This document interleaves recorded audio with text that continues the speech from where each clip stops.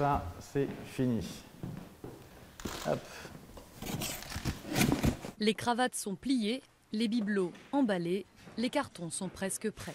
Benoît Apparu n'est plus ministre du Logement depuis quelques heures, alors il remballe tous ses effets personnels. J'avais quasiment toutes mes cravates ici et pas chez moi, puisque j'aime bien vivre sans cravate et donc je ne les mets que dans les situations officielles, donc ils avaient plutôt ici. Et puis sinon on va emmener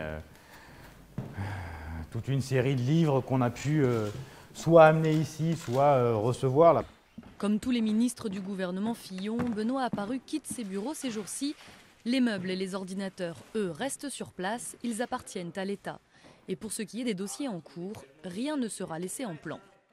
Si celui qui arrive ici au ministère du Logement et de l'Urbanisme, on va se voir pendant quelques heures, je serai évidemment à sa disposition permanente s'il y a besoin d'une info, s'il y a besoin d'un truc, etc., etc. Le ministre change, mais pas l'administration. Les agents et les hauts fonctionnaires restent au ministère. En revanche, pour les conseillers proches de Benoît Apparu, une quinzaine de personnes, c'est direction la sortie.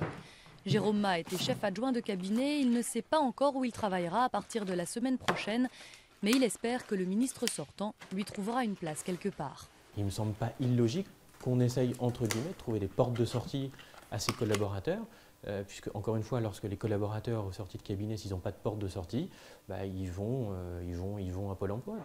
Pôle emploi, l'ancien ministre est convaincu d'y échapper. Il repart faire campagne pour les législatives dans son fief de la Marne. À bientôt à l'Assemblée nationale. On s'y retrouvera là-bas. À revoir.